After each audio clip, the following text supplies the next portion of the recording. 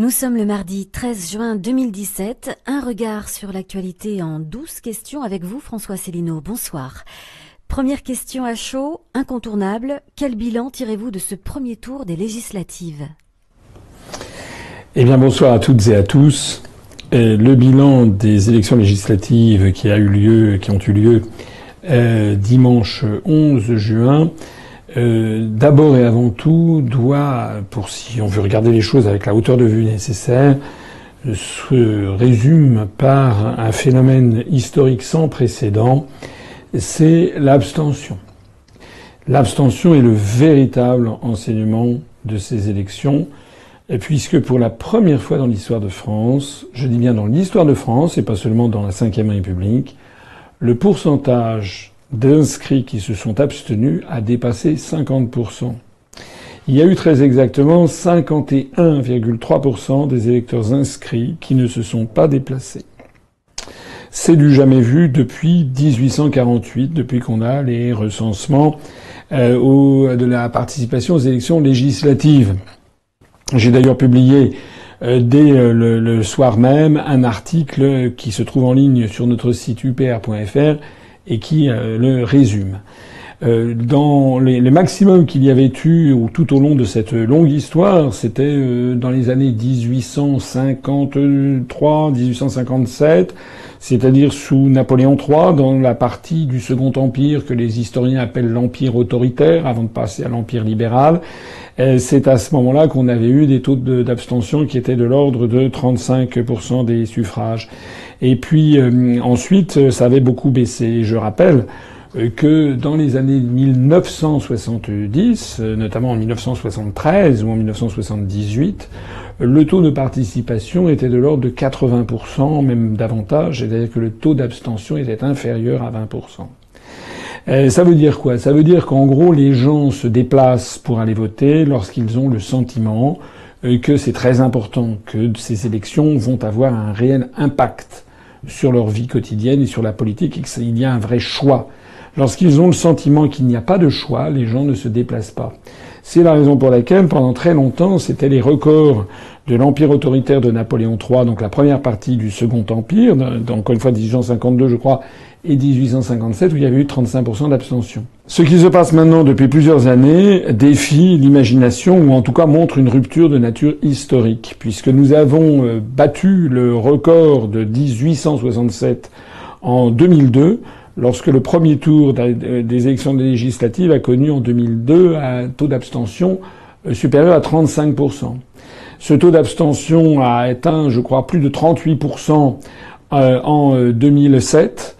Il a dépassé pour la première fois les 40% en 2012 et en 2017, pour la première fois de notre histoire, il a pulvérisé le record. Il a atteint 51,3%. Pour tous les politologues, les vrais, les gens sérieux, pour tous les historiens, il y a un signal rouge qui s'est allumé. Ça veut dire que désormais une majorité de Français ne croient plus dans le choix politique qu'il aurait présenté. C'est extrêmement grave. C'est d'une gravité sans égale, d'autant plus que ça n'est pas une fois, ça s'inscrit sur une tendance historique. Et cette tendance historique, d'ailleurs, elle démarre en fait à partir de 1992-97, c'est-à-dire à partir du moment où la France a perdu sa souveraineté et son indépendance nationale avec la ratification du traité de Maastricht, l'adoption de la monnaie européenne et toutes les mesures qui s'en suivent, c'est-à-dire que les lois et règlements et les politiques monétaires et budgétaires sont définis ailleurs que par les Français. Alors bien entendu, les Français qui s'abstiennent ne savent pas que la relation de cause à effet, c'est d'ailleurs tout le problème que rencontre l'UPR, c'est d'expliquer les relations de cause à effet qui existent entre notre appartenance à l'Union européenne et le fait que nos élections n'ont plus de sens. Mais même s'ils n'en connaissent pas la raison principale, la raison de départ, les Français en mesurent bien les conséquences. Ils ont le sentiment qu'en fait tout est joué. En fait, ils ont le sentiment qu'à partir du moment où M. Macron a été élu, tout le reste s'ensuit. D'ailleurs, les médias n'ont pas arrêté de leur mettre dans la tête que M. Macron allait avoir une majorité écrasante à l'Assemblée nationale. Il n'y a d'ailleurs pas eu de débat au cours de ces élections législatives. J'y reviendrai tout à l'heure quand on commentera nos résultats. Il n'y a eu aucun débat. de fond, alors que les personnes qui ont un petit peu de bouteille, les gens qui ont plus de 45 ans ou de 50 ans, se rappellent que dans les années 70 ou 80 du XXe siècle, il y avait des débats très approfondis au moment des élections législatives. Il faut ajouter aussi que depuis que l'adoption du quinquennat a eu lieu, les élections législatives sont juste dans la foulée de l'élection présidentielle. Et qu'il y a un effet de saturation. Les Français sont fatigués. D'autant plus qu'il y a maintenant cette innovation venue d'outre-Atlantique qui est les primaires. Donc les Français ont eu droit à la préparation des primaires des Républicains, du Parti Socialiste, les casseroles de M. Fillon, la primaire enfin c'est arrivé après, la primaire des Républicains, puis sont arrivées les casseroles de M. Fillon, la primaire des Socialistes, la primaire de ELV, puis la campagne pour le premier tour et le deuxième tour des élections présidentielles. Les Français sont saturés. Maintenant, on leur offre les élections législatives. Donc il y a une fermeture d'esprit des gens qui trouvent que trop, c'est trop. Alors, ce contexte-là, qui est porteur de beaucoup d'inquiétudes pour l'avenir. Parce que les gens qui ne vont pas voter, ça n'est pas des gens qui soutiendront M. Macron et son gouvernement en cas de coup dur. Ça veut dire qu'il y aura très peu de gens qui soutiendront M. Macron en cas de coup dur. Alors dans ce contexte-là, eh bien, tous les partis politiques ont vu, presque tous en tout cas, ont vu le nombre de leurs électeurs s'effondrer par rapport à l'élection présidentielle et même par rapport aux élections régionales. Je voudrais à ce propos, parce que ça a été le cas de l'UPR, et certains ont crié sur le fait qu'on avait perdu des voix, que c'était incroyable, etc., etc. Non, ça n'a absolument rien d'incroyable. C'est ce qui se passe d'ailleurs à toutes les élections législatives qui suivent la présidentielle. Nous avons un expert qui nous avait prévenu que nous allions perdre environ la moitié des voix, comme tout le monde, entre la présidentielle et les législatives. Il y a non seulement eu le phénomène d'ailleurs de l'abstention hors norme, mais il y a eu un autre phénomène, c'est l'explosion des petites listes. Voilà, on n'a jamais eu autant de listes de candidats pour les législatives qu'en 2017. La moyenne nationale était, je crois, de 16 à 17 candidats par circonscription, avec des records à 25 ou 26 candidats, ce qui provoque évidemment un émiettement des voix. Donc, il y a un effondrement du nombre d'électeurs entre, non pas le parti, mais le candidat qui était poussé par tel parti et les résultats du parti aux législatives. Cet effondrement commence par M. Macron lui-même. Parce qu'on nous parle d'un raz-de-marée pour M. Macron, mais je rappelle que M. Macron, au premier tour de l'élection présidentielle, avait rassemblé 8 656 000 électeurs. Aux élections législatives, le parti La République En Marche a rassemblé 6 391 000 électeurs. Ça veut dire qu'il a perdu 26% des suffrages. Comme on va le voir, c'est une chute moindre que les autres. C'est pour ça qu'il y a cet effet d'optique d'un raz-de-marée. Mais c'est simplement qu'il a une chute moins importante que les autres. On va le voir d'ailleurs tout à l'heure, l'UPR a perdu 55% de ses électeurs. Mais regardons les suivants. Madame Le Pen, à la présidentielle, a obtenu, et je parle seulement du premier tour, je ne parle pas du second tour, où elle a obtenu aux alentours de 11 millions de voix. Au premier tour, Madame Le Pen a obtenu 7 678 000 électeurs. Et aux législatives, donc 6 semaines après, elle a obtenu 2 990 000 électeurs, c'est-à-dire moins 61% des voix. Hein, nous avons fait moins 55. Je dis pas que c'est bien ce qu'on a fait. Mais je dis simplement que Madame Le Pen a fait pire. Le Front National a baissé plus gravement. On continue d'ailleurs. Monsieur Fillon avait obtenu à la présidentielle 7 212 000 électeurs et aux législatives, les Républicains plus l'UDI ont obtenu 4 260 000, c'est-à-dire moins 41% des suffrages. C'est un peu mieux que nous, mais c'est quand même une chute verticale. D'autant plus d'ailleurs que la chute faisait suite elle-même à une chute des voix à la présidentielle. Monsieur Mélenchon, à la présidentielle, a obtenu 7 59 000, 7 60 000 voix. Aux législatives, la France insoumise a obtenu 2 498 000 voix. C'est-à-dire une chute verticale de moins 64% de ses électeurs. Bien pire que la nôtre, qui a été de moins 55, je le rappelle. Monsieur Benoît Hamon, à la présidentielle, avait obtenu un score extrêmement faible pour le Parti socialiste et avait connu déjà une chute énorme puisqu'il n'avait fait que 9% des suffrages. Il avait obtenu 2 291 000 voix. Là, il a obtenu encore moins, 1 686 000. Donc ça fait moins 26%, mais c'est moins 26% par rapport à un désastre.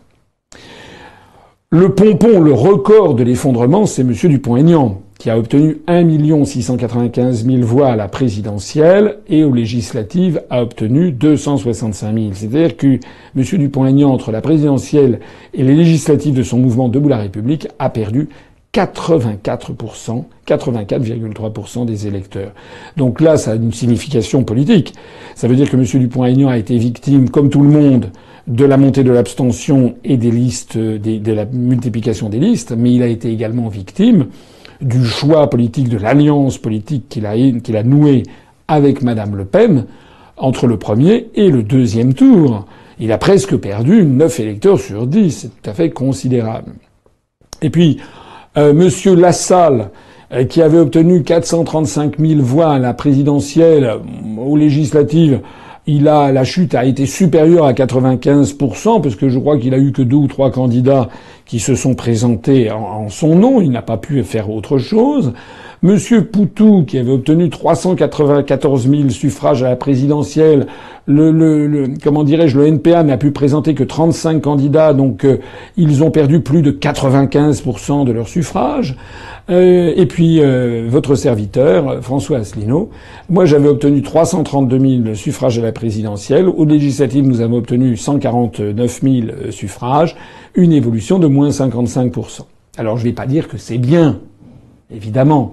Je suis triste, je vais avoir l'occasion d'y revenir dessus, je suis attristé de constater que les appels pourtant innombrables que j'ai faits à la mobilisation pour que les gens aillent voter en insistant sur l'importance d'aller voter, malheureusement, je pense que, et ça a été suivi par tous les gens qui me suivent sur Internet, mais il y a aussi beaucoup de gens qui ne me suivent pas sur Internet, qui m'ont découvert notamment sur les grandes chaînes de radio et de télévision et qui, j'en reparlerai dans un instant, ne savaient même pas que l'UPR présentait des candidats. C'est ça le problème que nous avons eu. Et néanmoins, avec moins 55% des suffrages, ce qui n'est pas très bien, je le reconnais, on a quand même fait moins pire, si j'ose dire, que le Front National, que M. Mélenchon ou que M. Dupont-Aignan, c'est-à-dire des principaux opposants au système. Alors pour clôturer, je dirais que Lutte ouvrière a fait moins 31% par rapport au score de Madame Arthaud, donc un peu mieux que nous. Et quant à M. Cheminade, je crois qu'il a présenté 2 ou 3 candidats. Donc lui, par rapport à la présidentielle, il a perdu 98% de ses électeurs. Bon, alors ça, c'est la différence entre la présidentielle et les élections, le premier tour des élections législatives, 5 semaines après. Mais les esprits des puristes feront remarquer, ils auront raison, que le candidat à l'élection présidentielle, c'est pas un parti politique. C'est un homme ou une femme qui est, en général, c'est presque toujours le cas, soutenu par un ou plusieurs partis politiques, mais ce n'est pas le parti politique stricto sensu.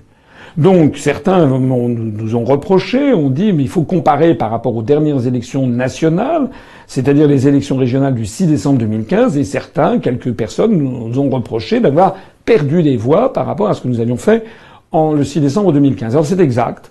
Nous avons perdu des suffrages, on avait obtenu 189 000 suffrages en décembre 2015, là on a obtenu à peu près 148 000 suffrages, donc on a perdu 21,2% des suffrages entre décembre 2015 et les élections législatives. Mais qu'ont fait les autres?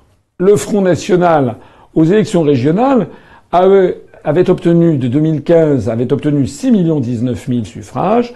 En 2017, aux législatives, il a obtenu 2 990 000. C'est-à-dire que son évolution est de moins 50,3.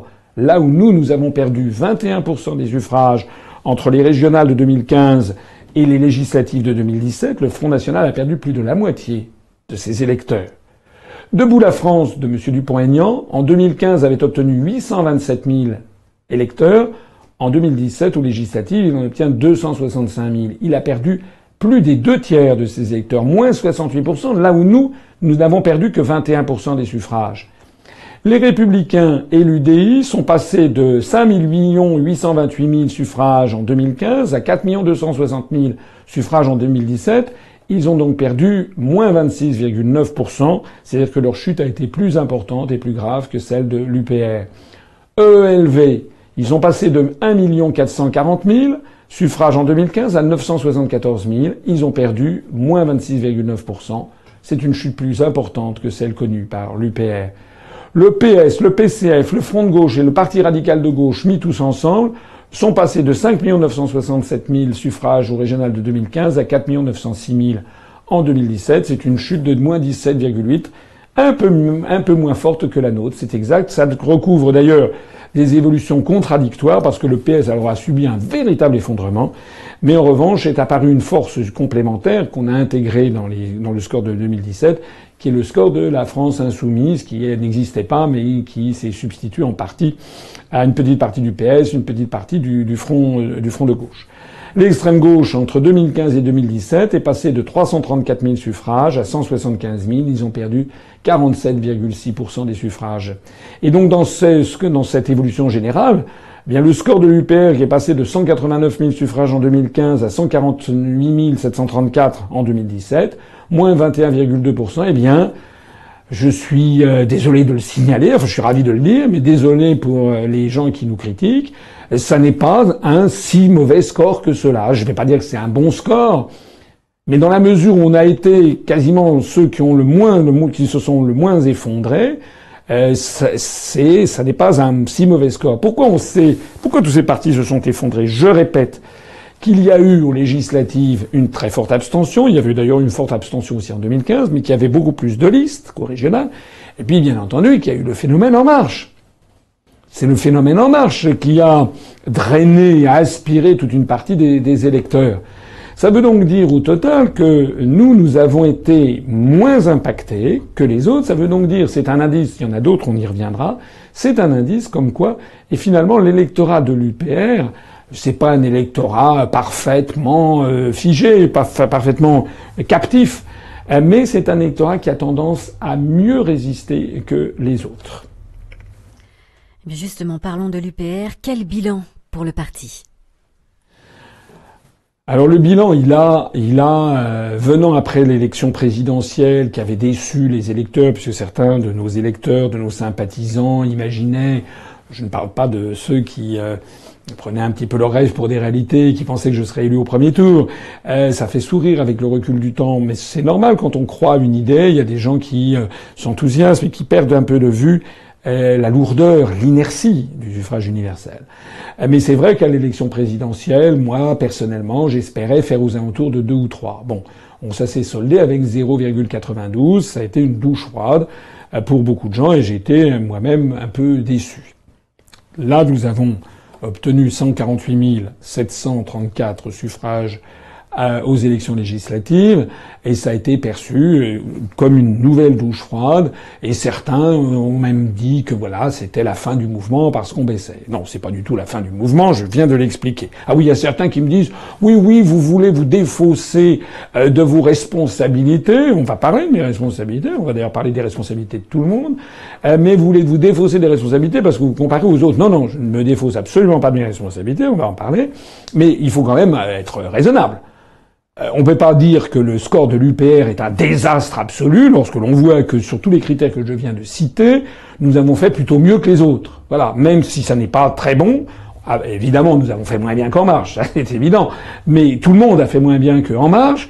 Mais sinon, on a fait plutôt mieux que les autres dans le désastre. Donc c'est quand même un élément à prendre en considération et qui doit nous donner un petit peu de baume au cœur. En tout cas, qui doit nous permettre de prendre un petit peu de distance par rapport à la déception que j'ai éprouvée, comme tout le monde, en voyant ces résultats.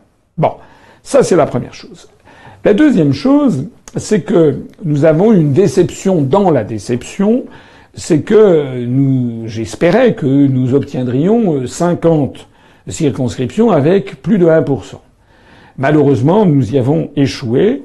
Nous avons obtenu seulement 39 circonscriptions où on a dépassé 1%. Et c'est ça pourquoi j'avais fixé cet objectif, parce que c'était la clé, le sésame pour obtenir des financements publics. Voilà.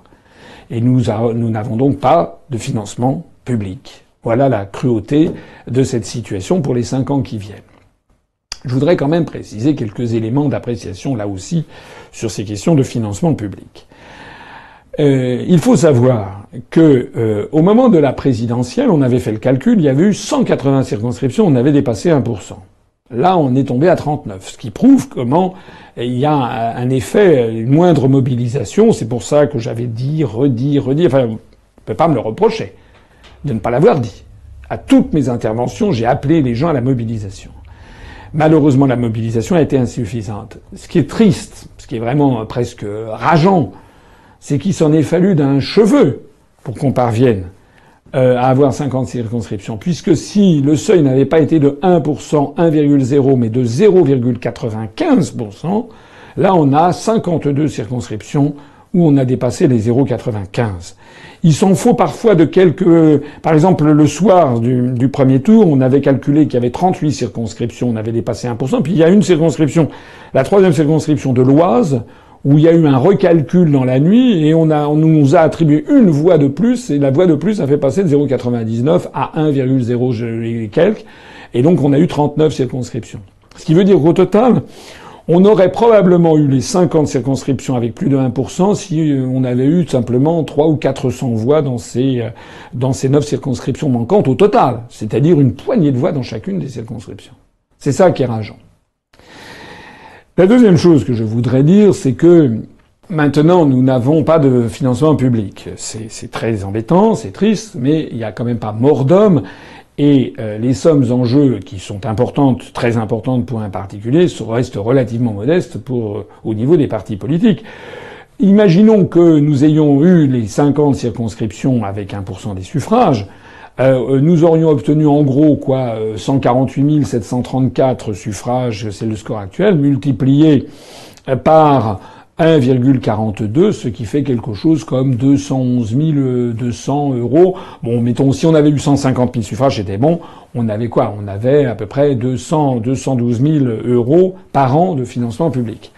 C'eût été mieux que zéro. Mais ça n'est pas non plus quelque chose d'énorme. Je rappelle que, par exemple, le financement des affiches et des bulletins de vote nous a coûté 800 000 euros. C'est-à-dire que ce financement public que nous aurions obtenu nous aurait permis à peine de couvrir les frais d'affiches et de bulletins de vote pendant 4 ans. Il faut voir les mesures. Je rappelle aussi que lorsque j'ai lancé au mois de décembre dernier un appel à cotisation auprès de nos adhérents et cotisants, nous voici maintenant 6 mois après, nous avons reçu plus de 1 700 000 euros. C'est-à-dire, en gros, 8 fois plus que le financement public sur 6 mois. En d'autres termes, et c'est là où je lance un appel à toutes celles et à tous ceux qui m'écoutent, il ne faut pas se laisser quand même obnubiler par cette affaire de financement public. Nous n'y sommes pas parvenus, mais si tout le monde se cotise, si notamment tous les nouveaux adhérents qui ont adhéré avec la présidentielle rejoignent les autres, les adhérents précédents, en ne baissant pas les bras, en nous versant leurs cotisations annuelles, en nous faisant des dons le cas échéant, nous pourrons en gros essayer de maintenir les objectifs que nous nous étions fixés, c'est-à-dire par exemple d'avoir un siège à Paris qui soit plus important, d'y avoir un studio de télévision, enfin modeste mais quand même, avec de belles proportions, de recruter quelques personnels, peut-être de recruter un journaliste professionnel, peut-être d'avoir une chaîne de télévision web avec une émission, plusieurs émissions par semaine, également de développer les documents d'analyse que nous pourrons, les tracts, les affiches, etc. Donc, en fait, c'est un manque à gagner que nous avons reçu, mais ça n'est pas quelque chose d'extrêmement handicapant non plus. Après tout, l'UPR s'est développé pendant 10 ans sans toucher à un sou de financement public. Ça va continuer. Voilà ce que l'on peut dire sur ce score. Je voudrais dire aussi que nous nous sommes présentés dans 574 circonscriptions, que le ministère de l'Intérieur d'ailleurs a annoncé que nous avions présenté dans 570, que nous avons mené une enquête interne, que nous nous sommes présentés dans 574, mais que nous avons découvert qu'il y a en effet 4 candidats qui, au moment du dépôt de leur candidature, ont déposé leur candidature en mentionnant Union populaire républicaine. Nous avons les photocopies de leur dépôt. Et ce sont dans les préfectures, probablement, que quelqu'un de zélé a classé ça en divers. Donc nous allons de nouveau écrire au ministère de l'Intérieur pour demander la réinscription de ces 4 candidats dans les candidats de l'UPR. Je rappelle que c'est notre gloire à tous, et je remercie, et je ne remercierai jamais assez tous les candidats, tous les titulaires, tous les candidats suppléants, tous les militants qui se sont mobilisés, et tous les membres de l'équipe de campagne qui ont travaillé jusqu'à 4 heures du matin pendant des jours et des jours, tous ces gens qui se sont mobilisés pour rendre possible le fait que l'UPR a été le parti qui a présenté le plus de candidats aux élections législatives. Alors évidemment, le résultat est décevant. Je suis le premier à le mesurer, ça c'est vrai. Mais les esprits évoluent, les esprits réfléchissent. Nous avons été présents. Tous les tracts qui ont été distribués n'ont pas été distribués en vain. Progressivement, nous nous incrustons dans le paysage. Je rappelle encore une fois que si on compare aux élections régionales de 2015, eh bien, nous avons nettement moins baissé que la quasi-totalité des autres partis politiques. Nous avons été victimes, en effet, de l'abstention massive. Nous ne sommes pas propriétaires de nos électeurs, mais nous progressons dans les mentalités. C'est un signe d'espoir quand même. La critique est aisée et le critique dans l'aisance, disait Jules Renard. Vous avez bien voulu répondre à toute une série de critiques qui ont été vues notamment sur les réseaux sociaux. Par exemple, certains disent que vous auriez une communication trop compliquée. Oui, alors depuis que les résultats sont tombés, eh bien, on a vu arriver 2 types de courriers, à la fois des gens qui se sont exprimés sur les pages Facebook, parfois dans des termes un peu crus ou éminemment injurieux. Donc nous avons enlevé les plus agressifs, mais on a laissé le débat se dérouler. Nous avons reçu donc à la fois sur les réseaux sociaux et sur notre site ou sur mon adresse personnelle 2 types de courriers.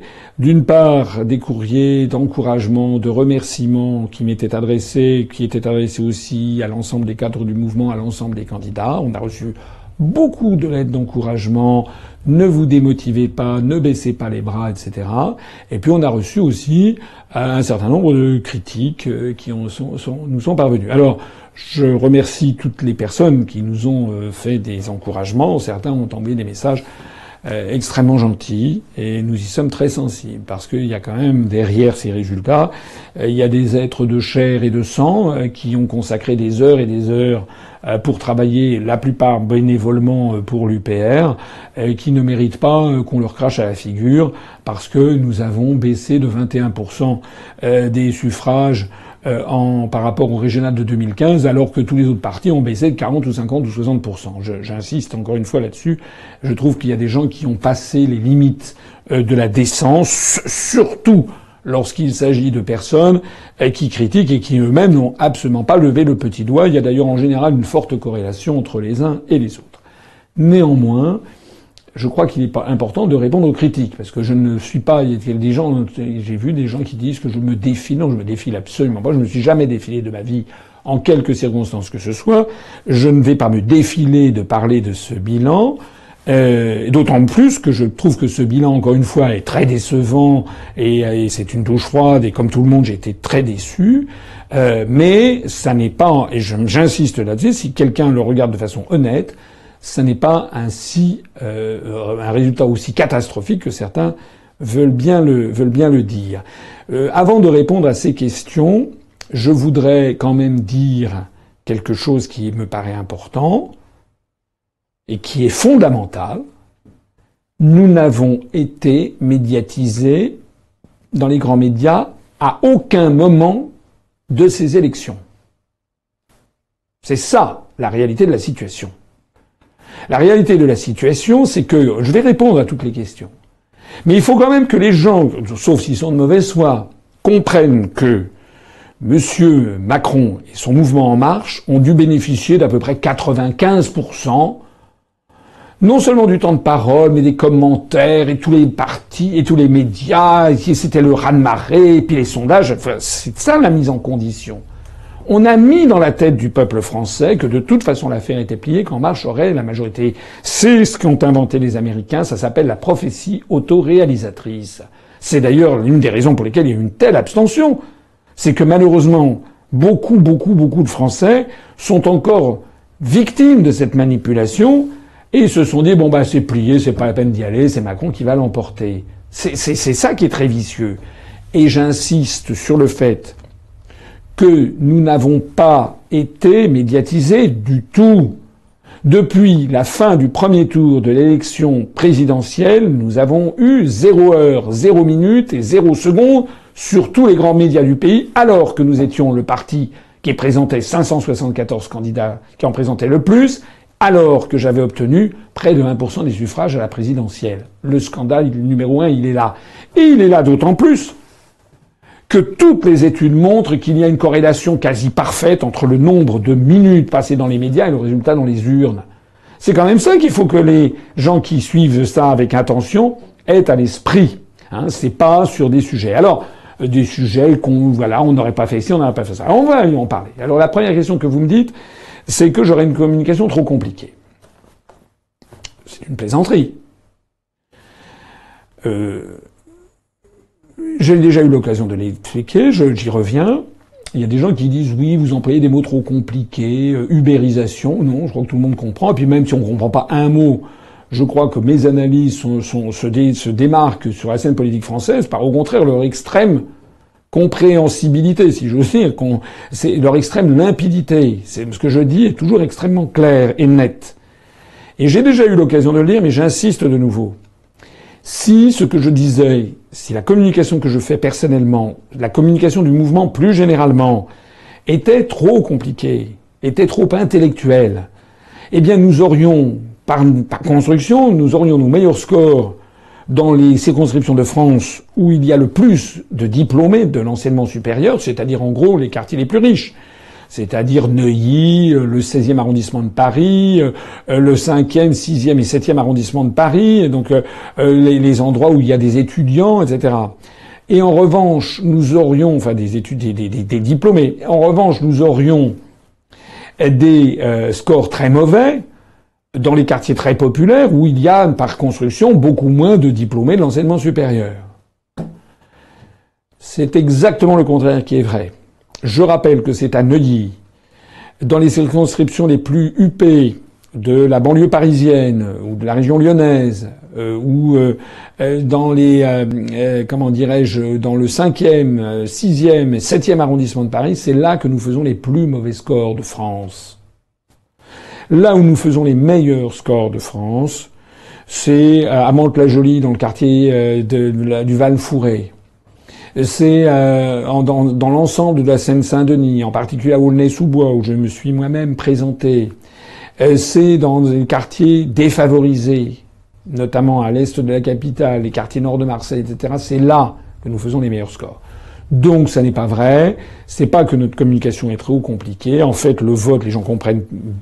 Il y a des gens qui comprennent. Et le vote est beaucoup plus un vote de catégorie sociale. Il y a les laissés pour compte de la mondialisation et des politiques européennes qui votent plus et qui votent davantage pour nous. En conclusion, d'ailleurs, je voudrais ici passer une petite vidéo qui fait en ce moment le buzz sur Internet. Il s'agit d'une candidate du mouvement En Marche de Monsieur Macron dans l'Indre-et-Loire, qui s'appelle Madame Colbock. Et Madame Colbock a obtenu au premier tour 34% des suffrages. Personne ne la connaissait. 34% des suffrages. Et elle va être très probablement élue au deuxième tour. Elle va probablement être élue députée. Alors, écoutez comment cette dame s'exprime à la télévision et dites-moi ensuite, si vous avez compris ce qu'elle dit, dites-moi ensuite qui a une communication compliquée et qui a une communication correcte. On l'écoute.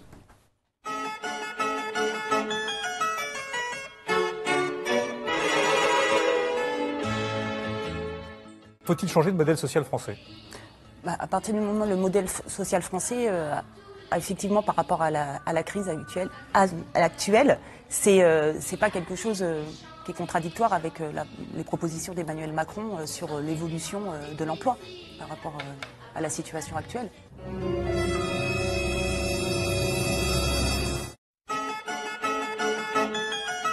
Je pense qu'effectivement le problème de Michelin, c'est une situation qu'il faut faire attention pour pas les généraliser sur le territoire. Notamment, il y a d'autres industries comme l'entreprise Klein ou n'importe que j'ai rencontrées et qui disent qu'effectivement il y a besoin d'un soutien de l'État. Et le programme que je soutiens, que je n'adonne pas, le programme d'Emmanuel Macron prévoit ça sur le CICE, c'est-à-dire au lieu de transmettre de l'argent à la fin de l'année pour aider les entreprises, en baissant directement les charges sociales et patronales, et aussi par rapport à un territoire, aider aussi un territoire par les infrastructures qu'il veut mettre en place, notamment sur le transport, qui peut enclaver aussi l'emploi et un point attractif. Alors cette vidéo, elle est pathétique. J'avoue que personnellement, j'avoue que j'ai trouvé particulièrement cocasse le regard complètement consterné des journalistes qui se regardent, qui n'ont rien compris à ce que dit cette candidate, mais qui savent, c'est ça qui se voit dans leur regard pathétique, qui savent qu'il ne faut surtout pas qu'ils la critiquent. Elle dit n'importe quoi, c'est une espèce de salmigondis qui ne veut rien dire. Probablement a-t-elle été à l'école de En Marche, hein, puisque je rappelle quand même que c'est exactement ce que faisait M. Macron lui-même, c'est-à-dire dire des phrases qui n'ont aucun sens. Et on voit que les journalistes, là, ils savent qu'ils n'ont pas le droit de la critiquer parce que c'est En Marche et Macron, et que Macron et En Marche, on ne doit pas critiquer en France. C'est formidable. Donc, ils sont là complètement consternés.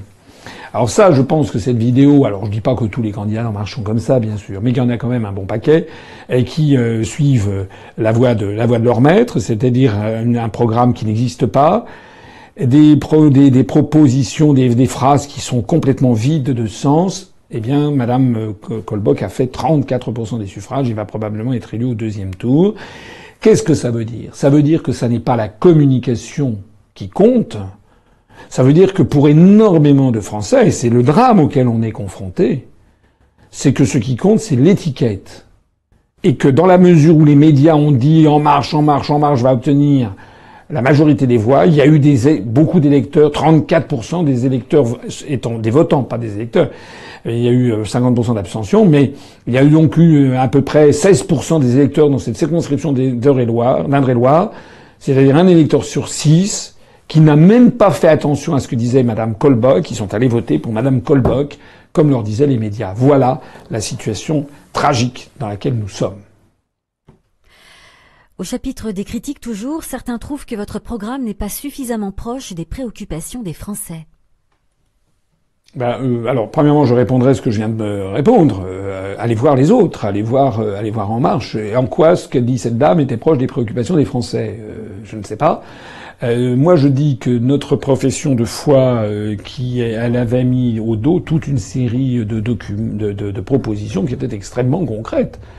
Je rappelle que nous proposions l'augmentation drastique du SMIC dès le mois de juillet, l'augmentation des retraites, que nous proposions le retrait immédiat des troupes dans des guerres illégales, que nous proposions la suppression de 4200 postes d'élus, que nous proposions l'arrêt immédiat des fusions forcées de communes, que nous proposions d'avoir des mesures radicales en matière de délocalisation, en matière de défense de l'environnement. Enfin, je renvoie à tout notre programme, en fait. En fait, les gens qui disent que nous ne sommes pas près des préoccupations des gens, tout simplement n'ont pas vu le programme. Pas tout à fait quand même, parce qu'il est vrai qu'il y a des gens qui reprochent à l'UPR de ne pas se prononcer sur les sujets les plus clivants. C'est vrai que il y a des gens, suivez mon regard, venus de l'extrême droite, qui voudraient que nous prenions des positions très fermes sur la question de l'immigration. A contrario, il y a d'autres personnes qui voudraient que l'on prenne des positions extrêmement allantes sur la lutte contre le capitalisme, etc. Tout ça, c'est vrai. Mais en réalité, ce qui se cache derrière ces demandes, ce sont des électeurs du FN qui voudraient que l'UPR devienne le FN. Ou des électeurs de Mélenchon qui voudraient que l'UPR devienne Mélenchon. Voilà. Mais si, et je répète que ça ne serait plus l'UPR, Je répète que depuis le début, la charte fondatrice de notre mouvement a imposé que toute une série de sujets clivants, les plus problématiques, soient mis de côté afin de rassembler les Français largement sur notre objectif central, qui est la sortie de l'Union européenne, de l'euro et de l'OTAN. Mais pour autant, c'est le cas de le dire, ça ne veut pas dire que notre programme ne s'adresse pas aux questions quotidiennes des Français. C'est vrai. Alors, il y a une sous-question dans ce reproche qui est fait, c'est qu'il y a des personnes qui voudraient, en fait, que nous ne respections plus notre charte. Peut-être certains envisageraient même que nous courions après le dernier sujet comment dirais-je, qui émeut la sphère Internet. Voilà, il y a des gens qui voudraient que l'on parle des chemtrails, que l'on parle de tel ou tel des gaz de schiste, de l'électricité nucléaire. J'ai déjà expliqué que sur tous ces sujets, nous aurons des grands débats nationaux le moment venu. Alors peut-être effectivement que ça dissuade tels ou tels électeurs, mais il faut bien voir que l'objectif que nous avons, c'est de rassembler. Ça n'est pas de faire des gains millimétriques ici ou là pour gagner telle ou telle élection et au bout du compte risquer de faire perdre plus de gens que l'on en acquiert. Certains ont aussi reproché que les affiches aient été livrées tardivement. Ah oui, alors j'ai vu ce genre de critiques qui ont été formulées par des candidats, par des militants qui voulaient coller les affiches. J'ai déjà eu l'occasion d'expliquer les choses. D'abord, elles ont été livrées, elles n'ont pas été livrées parmi les premières, c'est exact. Il y a d'autres candidats qui en avaient avant nous, mais il y a d'autres candidats qui en ont eu après nous. Moi, je l'ai constaté, notamment dans les circonscriptions de Seine-Saint-Denis. Lorsque nous avons collé les affiches, il y avait la moitié des panneaux qui étaient vides. Donc on ne peut pas dire qu'on a été livré spécialement en retard. On n'a pas été livré spécialement en avance, c'est vrai. La deuxième chose que je voulais dire, c'est que ces retards ne sont pas imputables ni à moi, ni à l'équipe de campagne. Nous avons pris du retard pour plusieurs choses. La toute première, c'est que l'imprimeur nous avait accordé un tarif très intéressant, parce qu'on est quand même à la recherche de minimiser les coûts, à la condition que nous lui transmettions toutes les affiches à imprimer en même temps. Et pas au goutte à goutte, pas lot par lot. Ça nous imposait donc d'avoir toutes les affiches prêtes au même moment. Et il se trouve, et j'ai eu l'occasion de le dire, que dans quelques cas, il en suffit d'un, on a eu quelques cas où un candidat, une candidate ou un suppléant, 2 jours avant la fin avant le dépôt final, d'un seul coup nous a dit qu'il ne voulait plus être candidat ou suppléant, alors que ça faisait plusieurs semaines, voire plusieurs mois, qu'il avait dit qu'il était d'accord. Voilà. Donc il a fallu en catastrophe changer les associations de financement avec les noms, il a fallu également en catastrophe confectionner des nouvelles affiches. Et comme c'était le dernier changement conditionnel envoi à l'imprimeur. Ça fait partie des enseignements que nous avons mis de côté. On est en train de compiler tous les problèmes que nous avons rencontrés et dont nous tiendrons compte en 2022 pour les législatives de 2022, comme d'ailleurs pour toutes les élections intermédiaires, les régionales, les municipales, etc. C'est que maintenant on va avoir on apprend en marchant, voilà, on va corriger ces questions-là.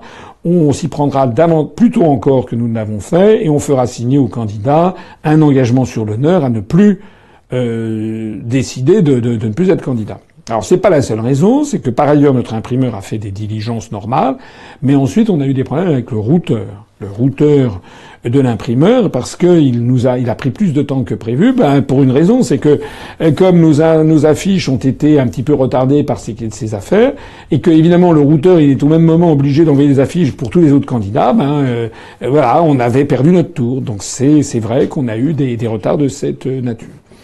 Bon, le troisièmement que je voudrais dire, c'est que la critique qui est ainsi faite me paraît quand même une critique un peu facile. Je comprends la frustration des gens qui sont l'arme au pied et qui voudraient coller des affiches et qui n'en ont pas. Mais d'une part, il y avait encore beaucoup d'affiches de l'UPR qui existaient dans les cartons que les gens pouvaient coller. Deuxièmement, je rappelle que dans toutes les circonscriptions où il y a eu des colleurs, ils ont pu coller sur les panneaux, que ça n'était pas forcément un inconvénient de ne pas coller trop tôt parce que beaucoup d'affiches ont été abîmées ou lacérées, enfin pas beaucoup, mais dans un certain nombre de cas. Moi, je l'ai vu notamment dans Paris ou en banlieue, on a eu pas mal d'affiches, donc il a fallu faire un deuxième passage. Donc c'est à prendre en considération. Et puis je voudrais dire aussi que malheureusement on a constaté que dans quelques circonscriptions, dans un certain nombre de circonscriptions, les affiches qu'on avait envoyées n'ont pas été collées tout simplement parce que nous avons eu un défaut de militants. Et puisqu'on en est à tout se mettre sur la table, eh bien je voudrais dire que nous avons été déçus dans un certain nombre de circonscriptions de constater que malgré les appels nombreux que j'avais faits, eh bien on a eu, alors il y a eu des gens qui se sont mobilisés bien entendu, mais par rapport au nombre d'adhérents, on a eu beaucoup de gens qui ne se sont pas mobilisés pour aider à coller des affiches, à distribuer des tracts. Il est arrivé dans un certain nombre de circonscriptions que notre candidat ou le suppléant soit seul pour distribuer des tracts. Ça n'a peut-être pas pesé non plus pour rien dans les quelques voix qui nous ont manqué pour atteindre les 50 circonscriptions. Voilà. Donc moi, je suis le responsable, donc je veux bien répondre à ça, mais il faut aussi comprendre que dans un parti politique, c'est une œuvre collective où chacun doit prendre sa partie du fardeau. Voilà. Beaucoup l'ont fait et je les en remercie infiniment. Mais c'est vrai qu'on aurait pu avoir aussi une meilleure mobilisation de nos adhérents et de nos militants. Et ils ont d'ailleurs, il faut le reconnaître, parfois des circonstances atténuantes. Ceux qui ne se sont pas mobilisés, d'abord parce qu'ils sont comme tout le monde, et à commencer par moi, c'est-à-dire qu'ils sont fatigués parce que nous avons eu une campagne présidentielle, puis ces élections législatives, alors que nous sommes encore une petite structure. Ils ont, comme tout le monde, une vie de famille. Nous n'avons pas de permanents qui sont payés. Enfin, on a une poignée de permanents au siège national, mais tous les gens sont des militants qui prennent sur leur temps et sur leur argent pour aller coller des affiches. Tout ceci, évidemment, ça se paye. Autre critique, certains reprochent que les professions de foi n'aient pas été individualisées. Alors ça, c'est une critique que j'admets sur le fond, mais pour laquelle j'ai une réponse immédiate. C'est bien entendu, dans l'idéal, il aurait fallu avoir une profession de foi individualisée pour tout le monde, pour chaque candidat. Chaque candidat aurait eu sa profession de foi. C'est exact. Le problème, c'est que, ça on le savait, le problème, c'est que, d'une part, c'eût été un travail vraiment très très important, encore plus de travail pour une toute petite équipe. Je rappelle que nous n'avons pas de fonds publics et que nous n'avons pas d'emprunt bancaire. Et non seulement c'eût été une charge de travail, mais c'eût été également beaucoup plus cher, parce que nous avons fait une profession de foi nationale qui a été tirée à 48 millions d'exemplaires et qui a été conçue pour qu'elle fonctionne à peu près dans toutes les circonscriptions, sur laquelle on a mis d'ailleurs en photo d'accueil une vingtaine de nos candidats, mais on n'a pas pu mettre les 574, c'est exact. Mais sinon, il aurait fallu faire quoi? Il aurait fallu faire ce que font les très grands partis politiques, c'est-à-dire nous aurions dû faire 574 professions de foi différentes. En fait, on a individualisé les professions de foi que dans l'outre-mer. Mais au niveau national, nous ne les avons pas individualisés parce que ça a fait évidemment tirer un seul document en 48 millions d'exemplaires. C'est évidemment beaucoup moins cher que de publier 574 documents différents en 90 000 exemplaires. Voilà, c'était vraiment une question de coût. J'ajoute d'ailleurs au passage que nous avons fait des professions de foi individualisées dans les départements d'outre-mer, ainsi qu'en Nouvelle-Calédonie et en Polynésie française, et force est de constater que les résultats que nous y avons obtenus n'ont pas été spectaculairement différents de ceux de la métropole. Aux Antilles, ils ont même été décevants. En Guyane, on a eu une circonscription, on a fait un très bon résultat avec un excellent résultat, 1,77%. Un autre, on a fait 0, tout simplement parce que notre candidate, au dernier moment, a vu son conjoint est décédé, donc d'un seul coup, elle a décidé de ne plus être candidate. Donc ça a été un aléa que l'on ne pouvait pas prévoir. À l'île de la Réunion, on a fait quand même des scores bons. On a eu 4 circonscriptions sur 7 où nous avons dépassé 1%. Mais c'était des scores qui étaient quand même en retrait par rapport à la moyenne des élections régionales et de la présidentielle comme ailleurs.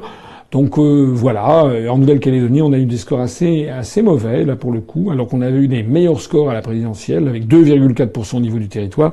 Là, on a eu des scores mauvais parce qu'il y a eu une très grande focalisation en Nouvelle-Calédonie pour ces législatives sur la question la question institutionnelle du référendum de l'année prochaine sur l'indépendance ou non de la Nouvelle-Calédonie.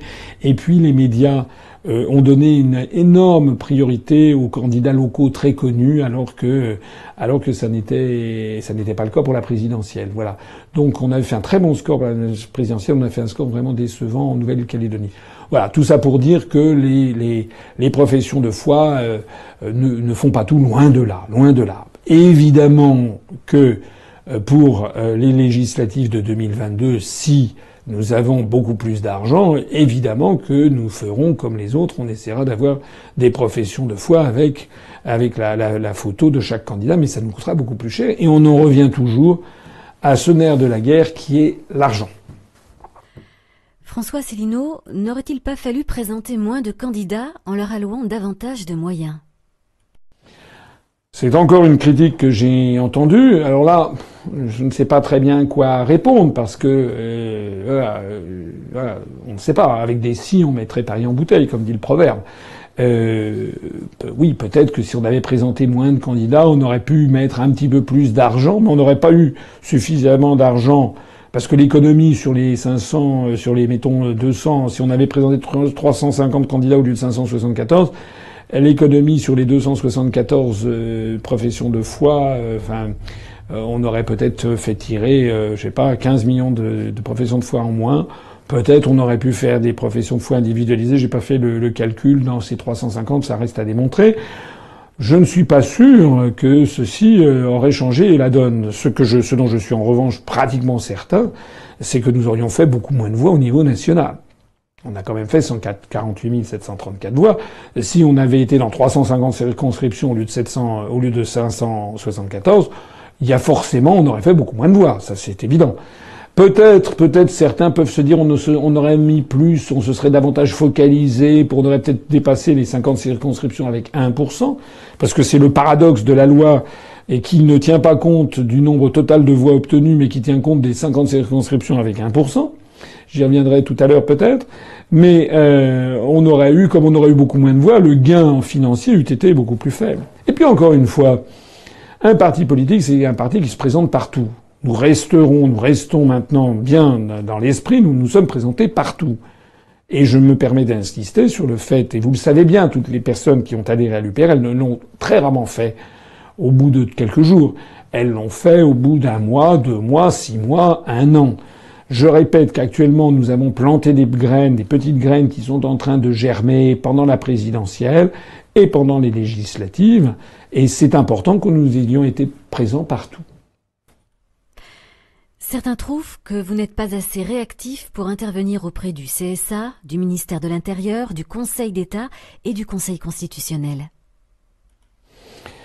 Alors là, effectivement, il y a eu tout un flot de critiques, enfin tout un flot, pas un flot, mais il y a eu quand même pas mal de critiques qui sont venues d'un certain nombre de nos adhérents, électeurs, sympathisants, qui étaient d'ailleurs des critiques que je peux comprendre, des gens qui piaffent d'impatience, qui sont scandalisés par la situation, l'injustice incroyable dans laquelle nous sommes tenus et qui voudraient que l'on agisse du point de vue juridique. Alors d'abord, je voudrais dire à toutes ces personnes que nous ne restons pas du tout inactifs.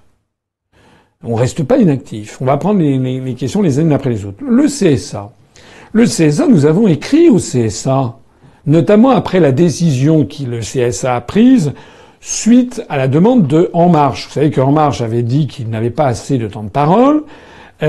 Compte tenu, parce que quand on appliquait les règles, En Marche n'existait pas en 2012, il avait donc 0 € de temps de parole, normalement, pour les législatives.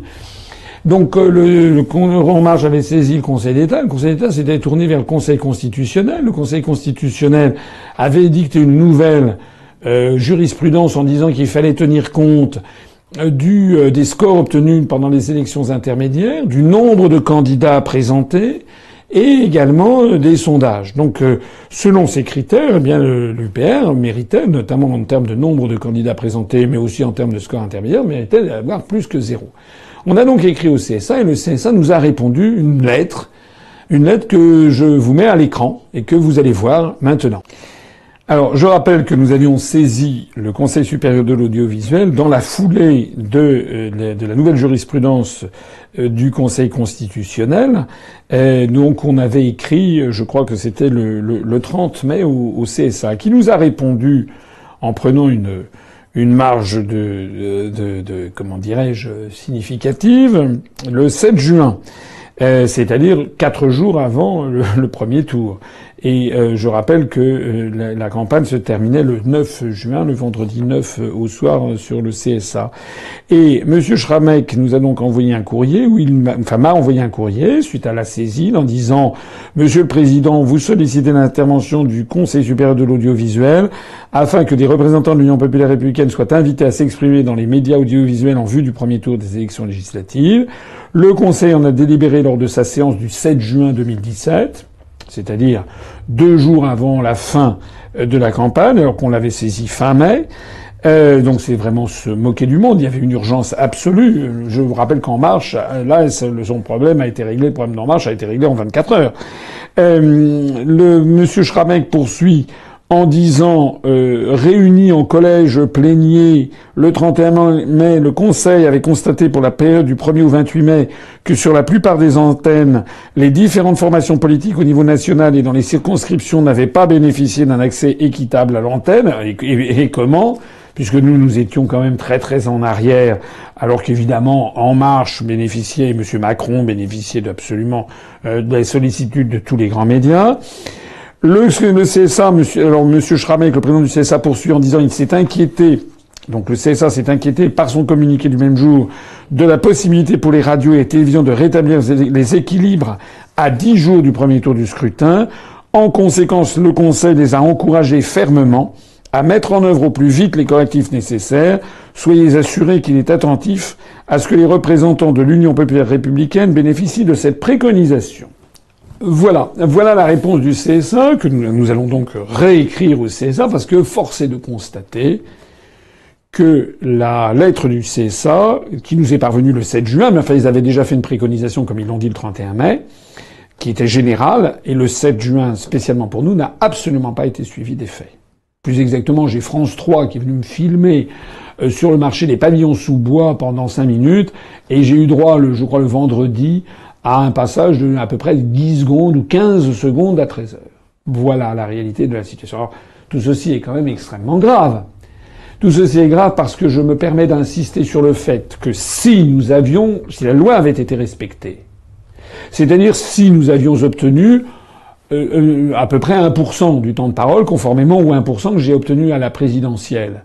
Et si ça avait été d'ailleurs amélioré par le fait, selon la jurisprudence du Conseil constitutionnel, que nous étions le parti présentant le plus de candidats dans le plus de circonscriptions en France, normalement, nous aurions dû avoir peut-être 1,5 ou 2% du temps de parole. J'aurais donc dû être invité normalement comment dirais-je, chez Bourdin sur RMC, sur France Inter. J'aurais dû avoir peut-être comment dirais-je, un 13h sur une chaîne de télévision nationale, une matinale sur France 2, etc., etc. Ce n'est pas faute qu'on ait appelé. On a appelé. On avait d'ailleurs eu des contacts, ça devait se faire, et puis au dernier moment, on nous a appelé pour dire que non. Voilà. Donc, j'insiste sur cet aspect des choses. Nous sommes bien intervenus auprès du CSA. Le CSA nous a fait la réponse que je viens de vous dire, qui est une réponse satisfaisante sur le fond, dont on va se prévaloir maintenant, puisqu'en gros, il nous donne raison, même s'il ne dit pas explicitement, mais il dit quand même qu'il s'est inquiété et qu'il a rappelé la nécessité, mais en fait, ça a été suivi d'aucun effet. Voilà la situation. Je voudrais, à ce propos d'ailleurs, élargir le débat au-delà du CSA, pour parler des questions de communication. Et il y a un document qui est sorti, un graphique qui est sorti récemment, que je voudrais qu'on présente maintenant, qui est le pourcentage des articles qui ont été consacrés pendant l'élection présidentielle aux différents candidats dans l'ensemble de la presse. Ça ne concerne même pas l'audiovisuel, ça ne concerne que la presse. Et si vous regardez ce graphique, vous constaterez que en 1 arrive qui donc Monsieur Macron. En 2, qui donc Madame Le Pen? En 3, qui donc Monsieur Fillon? En 4, qui donc Monsieur Mélenchon? En 5, qui donc Monsieur Hamon?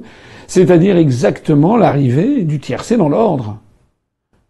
Et puis ensuite, vous avez, alors avec un décrochage très loin derrière, vous avez Monsieur Dupont-Aignan, etc. Si vous avez là, il y a que, c'est exactement l'ordre d'arrivée.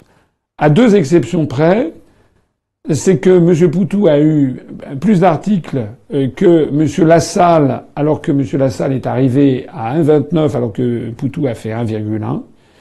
Et la deuxième exception, c'est moi, puisque moi j'ai eu moins d'articles que Mme Arthaud, alors que j'ai eu 0,92, tandis que Mme Arthaud a fait 0,6 à la présidentielle. Voilà.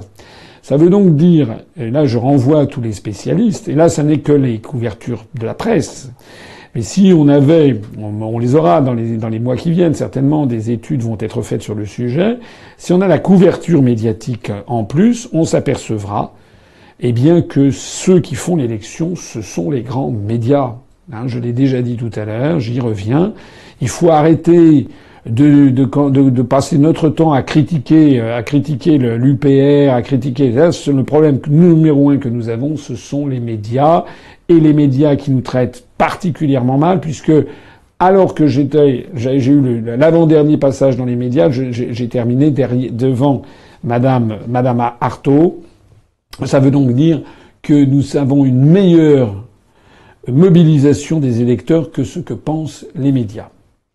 Alors la question ne portait pas que sur le CSA. La question portait sur le ministère de l'Intérieur. Le ministère de l'Intérieur, nous l'avons saisi également.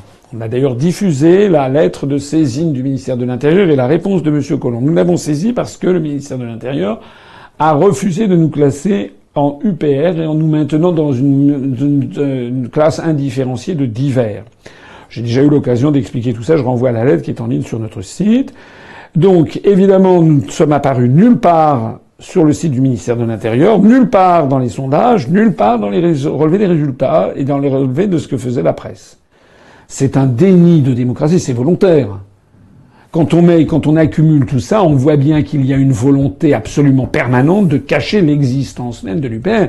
Comment peut-on admettre qu'un parti politique, qui est celui qui présente le plus de candidats, n'a pas droit à sa couleur nominative? D'ailleurs, le Parti radical de gauche a son étiquette PRG dans les résultats du ministère de l'Intérieur, et nous ne l'avons pas, nous nous sommes noyés dans les divers, alors que l'UPR a fait plus de voix que le Parti radical de gauche. Nous avons fait 148 734 suffrages à législatives. Le Parti radical de gauche en a fait, je crois, 120 ou 130 000. S'agissant du ministère de l'Intérieur, je signale, on l'avait dit qu'on a saisi le Conseil d'État. Le Conseil d'État a décidé de répondre avec lenteur, n'est-ce pas? C'est pas comme pour En Marche. Nous attendons toujours, en ce mardi, la réponse du Conseil d'État quant à notre inscription comme une couleur particulière. Enfin, le reproche sur le Conseil constitutionnel.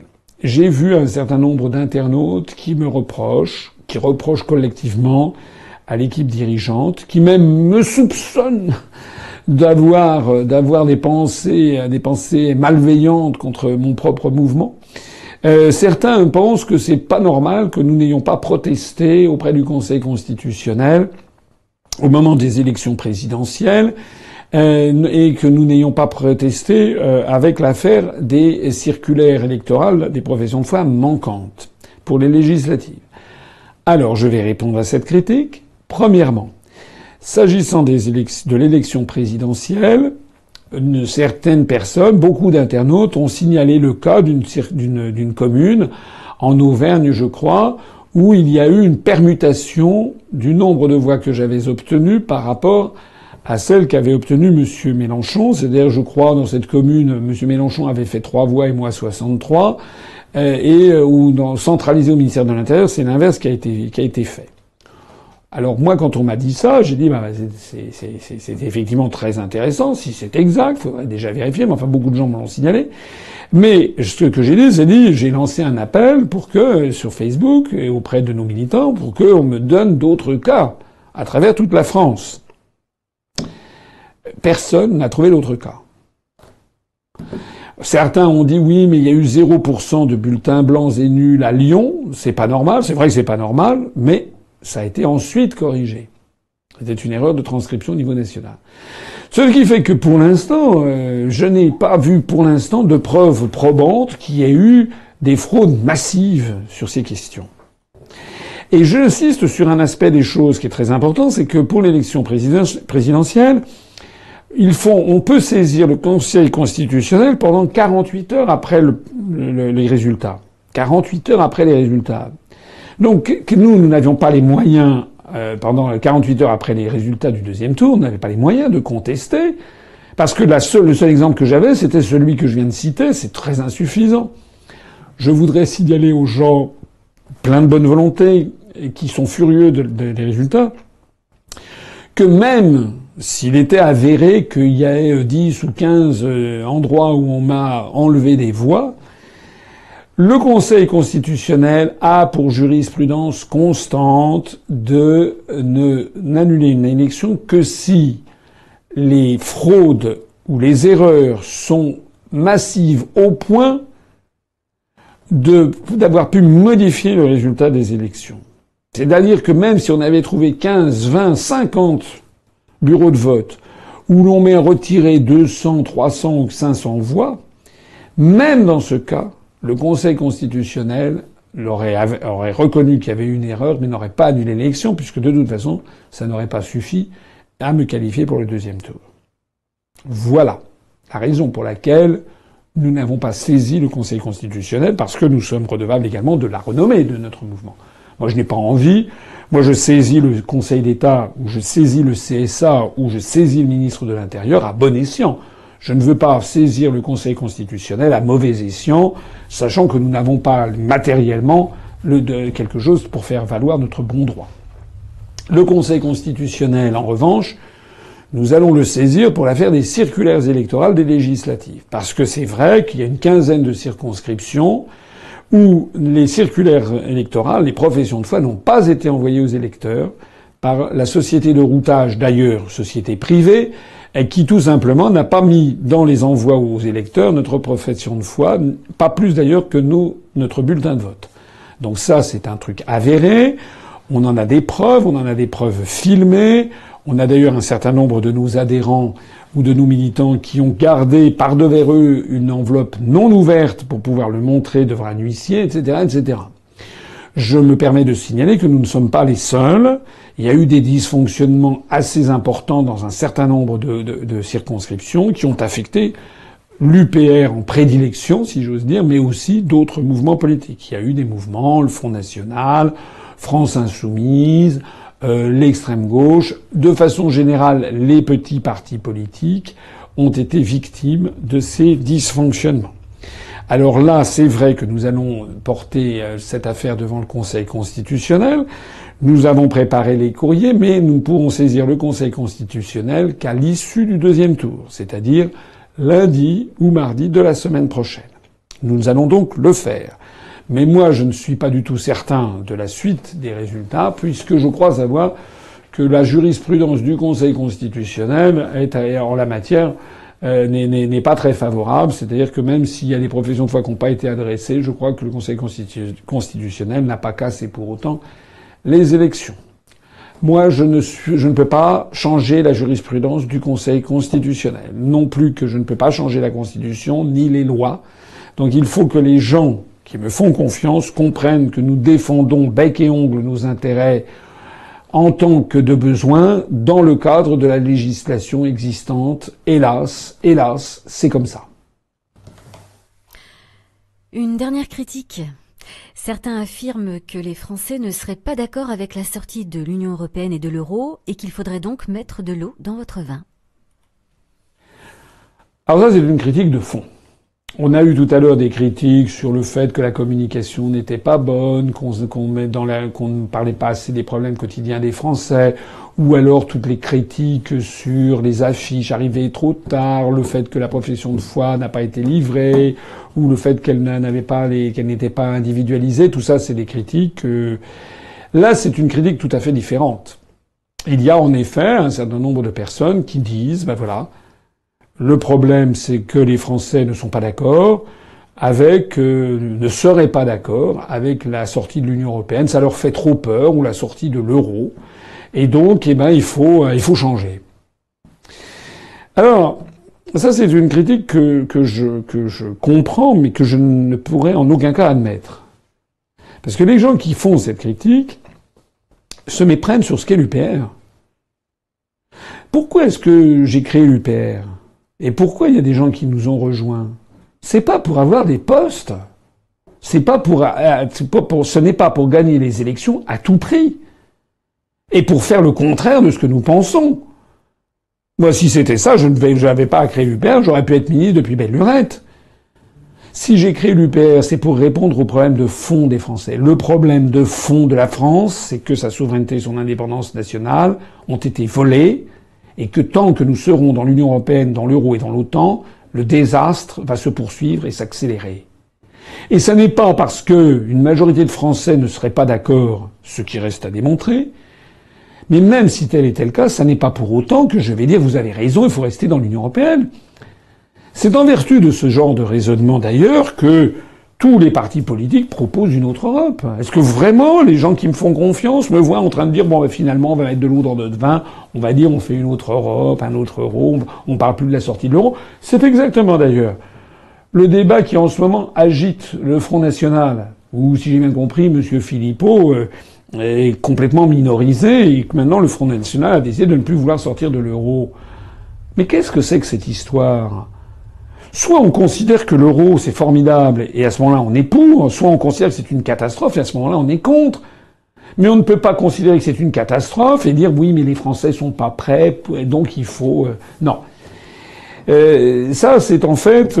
D'ailleurs c'est assez curieux venant du Front National parce qu'il y avait une phrase une fois qu'avait dite M. Jean-Marie Le Pen, je me rappelle, qui pour une fois, j'avais trouvé que c'était une phrase qui était pas mal, lorsqu'il avait dit que il préférait être battu sur ses idées qu'être élu sur les idées des autres. Force est de constater que ce n'est pas le cas d'ailleurs. À supposer d'ailleurs que le Front National n'ait jamais voulu sortir de l'euro. Nous ne voulons pas arriver au pouvoir à tout prix, nous voulons arriver au pouvoir pour changer la destinée de la France. Moi, ça ne m'intéresse pas d'être ministre de M. Macron. Dans le cadre d'un élargissement de je ne sais pas quoi. Ça ne m'intéresse pas. Je me salirais. Je travaillerais contre mon pays. Donc, effectivement, nous sommes dans une situation difficile parce que c'est vrai probablement, et on le voit bien quand on parle tout autour de nous, et tous les militants l'ont bien vu, que lorsque l'on parle autour de soi de la nécessité de sortir de l'Union européenne et de l'euro, c'est vrai que ça fait peur à beaucoup de gens. C'est exact. Mais comment ne serait-il pas autrement puisqu'ils sont formatés par des médias et des partis politiques qui ont tous baissé les bras, qui obéissent tous au diktat des médias, qui disent oui, c'est la catastrophe. Il faut bien comprendre que moi, je suis quelqu'un de courageux. Et que les gens qui m'ont rejoint sont des gens courageux. Et que dans la mesure où on sait ce qu'il faut faire, eh bien nous le disons. Et que cela plaise ou ne plaise pas, contre vents et marées, à temps et à contre-temps.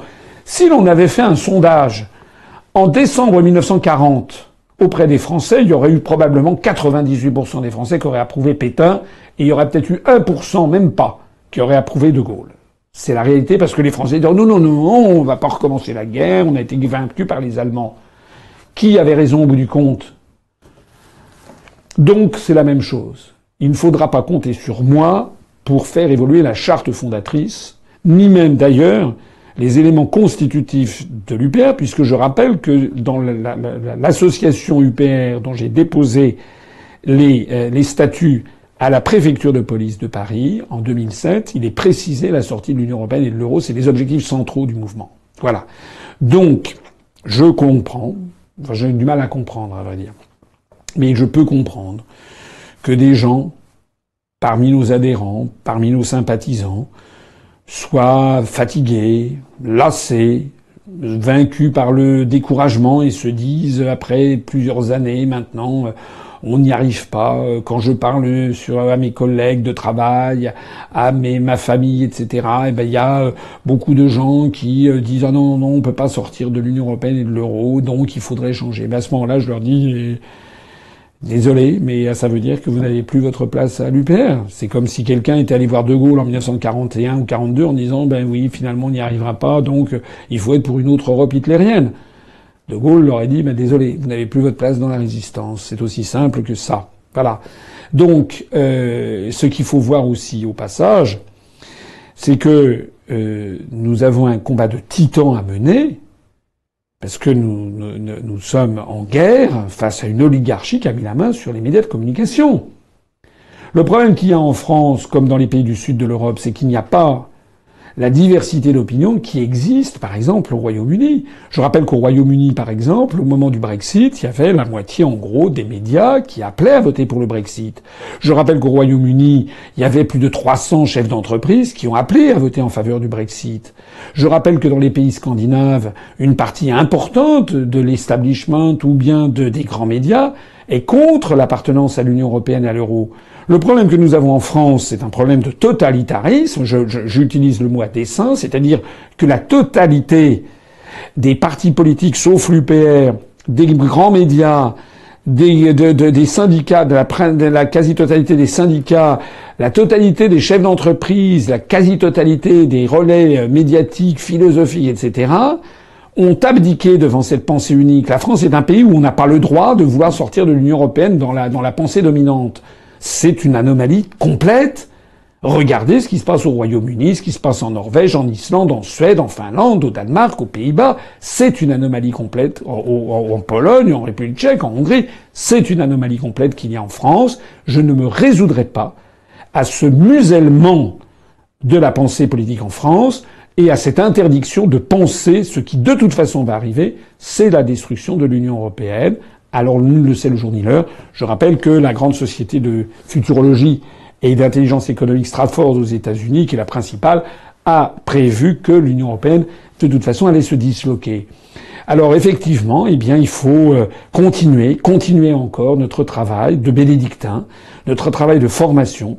Moi, il y a bien sûr, ça m'arrive aussi. Hein, moi, dans mon propre entourage professionnel, familial, amical, il y a des gens qui poussent des cris d'orfraie lorsqu'ils me voient. Enfin, ils le font plus maintenant parce qu'ils me connaissent, mais qui ne sont pas d'accord, qui disent non, faut pas sortir de l'Union européenne, de l'euro. Et alors, moi, ce que je vois, c'est que quand même notre message passe, intéresse de plus en plus, que les résultats aux élections, c'est une chose, mais que quand même, nous avons énormément progressé avec la participation aux présidentielles et aussi aux législatives. Nous avons beaucoup progressé, de plus en plus de gens s'intéressent à nous, et nous devons poursuivre et poursuivre. Rappelez-vous cette phrase de Churchill qui disait « Jamais, jamais, jamais n'abandonnez jamais ». Et Churchill, qui est quand même le lion de la Seconde Guerre mondiale, le lion britannique, avait aussi cette autre formule. Le succès est constitué d'une succession d'échecs accueillis avec optimisme. Comment expliquez-vous que le parti animaliste obtienne le financement public et pas l'UPR ? Alors ça, c'est encore une autre critique qui est arrivée. Vous voyez au passage que je ne me défile pas. Et que je pense qu'il est utile, mais moi je suis un démocrate. Hein. D'ailleurs, je signale qu'au prochain Conseil national de l'UPR, nous allons débattre de toutes ces questions, de voir comment améliorer, parce qu'il y a certainement des choses à améliorer. On peut améliorer, j'en parlais tout à l'heure, la web TV, on peut améliorer, avoir une véritable télévision UPR, on doit pouvoir améliorer notre communication, on doit pouvoir améliorer plein de choses, c'est exact. Mais en tout cas, l'UPR ne cessera pas d'être l'UPR, ou en tout cas, ça sera sans moi. C'est-à-dire que l'UPR a une charte fondatrice et a des statuts. Donc il y a des choses à améliorer, on va en débattre. On va en débattre lors du Conseil national. Et d'ailleurs, tous les candidats, suppléants, etc., ont reçu une lettre, un courrier de Rémi Renaud, avec une adresse courriel pour faire passer leurs suggestions, leurs conseils et leurs critiques pour les années à venir. Comment améliorer notre situation? Alors la question que vous me posez, effectivement, c'est sorti. On a appris là hier que le parti animaliste, sorti d'un chapeau, ce parti a été créé il y a 7 mois, allait avoir des financements publics. Bon. On a appris aussi d'ailleurs que je crois que c'est Nouvelle Donne de Monsieur Larouturou qui va aussi avoir ses financements publics. Alors, je regarde ça d'un petit peu près. Je signale que l'UPR, je l'ai déjà dit plusieurs fois, a obtenu 148 734 suffrages, c'est-à-dire 0,67% des voix au niveau national aux législatives, alors que le parti animaliste a obtenu 63 000 voix. Donc nous avons fait 2,5 fois plus de voix que le parti animaliste. Sauf que le parti animaliste n'a présenté qu'environ, je crois, 80 candidats et a obtenu que sur ces 80 candidats, parce qu'il n'avait pas trouvé d'autres candidats d'ailleurs, qu'il y en a dans 50 circonscriptions où il dépasse 1%. Alors, c'est, à mon avis, la loi est mal fichue, parce que je trouve que la loi devrait accorder des financements aux vrais partis politiques qui ont une couverture nationale.